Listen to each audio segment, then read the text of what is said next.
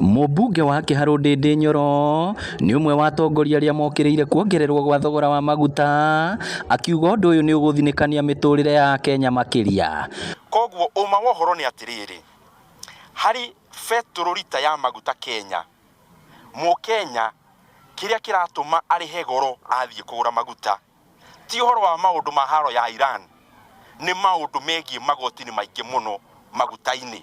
Orotete maabithaa amwe thirikari-inĩ hamwe na ũrũgamĩrĩri wa rũhonge rwa kũramata maguta EPRA atarĩirie atĩ ũndũ ũyũ umanĩte na mũgokoro wa kĩhĩri kĩa magoti marĩa magathĩkĩirwo maguta. Na nĩkĩo last year rĩrĩa maguta magũire globally, Kenya matiagũire, tondũ handũ ha maguta magwe nĩrĩo thirikari yoire kanya kau ĩkĩgathĩka igoti rĩngĩ thĩinĩ wa maguta.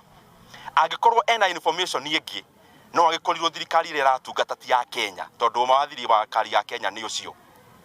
Ũhoro ũyũ marauga Iran, kaĩ haro ya Iran irarwagĩrwo Kenya? Gũkorwo atĩ maguta matina cenji maragũire Tanzania, maguta matina batĩra Uganda, maguta mena raithi Ethiopia, maguta mena raithi Rwanda, gũkorwo atĩ Kenya nĩyo tũrerwo ũhoro wa haro ya Iran. Nĩ mathiĩ matuonie kaĩ haro ya Iran, kai ballistic missiles icio iragwaga gũkũ Kenya.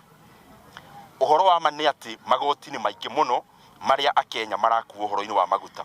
Oroho nĩ okĩrĩire thirikari nĩ ũndũ wa nyota nene ya kuoya ngombo etekũrũmĩrĩra mawatho. Thirikari nayo yoire mbeca icio ĩgĩcuria bengi irĩ koratero na magĩkomba ciringi birioni 175.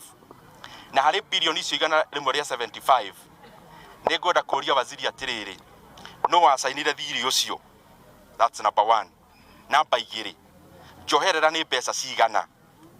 Namba 3, nĩkĩ kĩratũma mbeca ici cikoywo na njĩra ya thiri, kwaga gwĩkĩra mbeca ici ibuku-inĩ rĩa thirĩ wa thirikari?